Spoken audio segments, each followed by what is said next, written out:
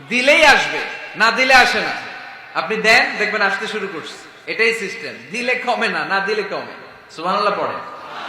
উদাহরণ হিসেবে বোঝেন, আপনার হাতে 5 কেজি ওজনের একটা জিনিস দেয়া হলো, আপনি এটারে ধরে রাখছেন। এটারে ধরে রাখলে আর কিছু নিতে পারবেন?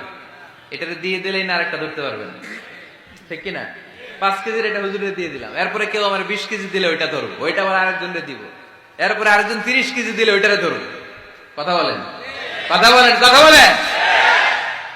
এজন্য আল্লাহ বললেন ইনফিকুনা ফিস সাররাই ওয়াদ দাররা।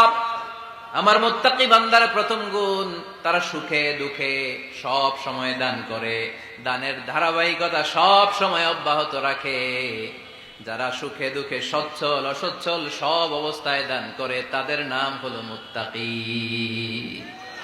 মুত্তাকিদের প্রথম বৈশিষ্ট্য দান করে। আপনারা দান করেন তো? কিশোরগঞ্জের ভাইয়েরা সবাই করেন? করেন তো? Take it as a reminder. আজকের এই আলোচনাটা একটা রিমাইন্ডার হিসেবে নেন। যাদের দান করতে একটু সমস্যা, মনে থাকে না, অলসতা বা একটু কিপটামির মনোভাব আছে, এই কিপটামি কৃপণতা ভুলে যান। দেন, দেন না একটু, আপনারা দিবে কে? বিশ্বাস হয়? দিলে বাড়ে, দিলে না দিলে কমে। কারণ আপনি দিলে আপনারে দিবে কে? আমার মুত্তাকি বান্দারা সচ্ছল অসচ্ছল উভয় অবস্থায় দান করে।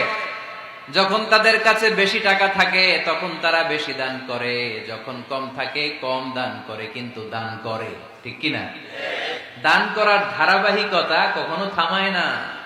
এখন আপনি সচ্ছল, অনেক টাকা তো বেশি দেন, এক সময় অর্থের টানা পড়েন যাচ্ছে, সমস্যা যাচ্ছে, তো ওই সময় কম দেন। বছরে আপনি অবস্থা ভালো থাকলে 10,000 টাকা সাদাকা করেন, যখন অবস্থা খারাপ 10 টাকাও কি সাদাকা করা যাবে না? তার মানে ইনফিকুনা ফিস সাররাই ওয়াদ দাররা, সুখে দুঃখে সব সময় যে দেয় তার নাম মুত্তাকি। সুখে দুঃখে সব সময় যে দেয় তার নাম। মদিনার সমাজে, মদিনার সাহাবীদের মধ্যে সবচেয়ে গরীব সাহাবী ছিলেন সাইয়েদনা বেলাল রাদিয়াল্লাহু তাআলা আনহু। নিজের লজ্জাস্থান ঢাকার কাপড়টা ছাড়া তার কাছে দ্বিতীয় কোনো কাপড় ছিল না। সকালে যদি খাবার পেত, দুপুরে খাবার ছিল না, দুপুরে পেলে রাতের জন্য ছিল না, আজকে খাবার থাকলে কালকে নেই। মদিনার সবচাইতে গরীব সাহাবী বেলাল রাদিয়াল্লাহু তাআলা আনহু, লজ্জাস্থান ঢাকার জন্য শুধু একটা জামা ছিল, গায়ে দেওয়ার মতো কোনো জামা নাই।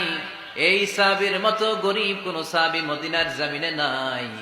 এই বেলাল রাদিয়াল্লাহু তাআলা আনহুকে বিশ্বনবী ডেকে বললেন, ইয়া বেলাল আনফিক ইয়া বেলাল লা তাখশা মিন যিল আরশি ইকলালা।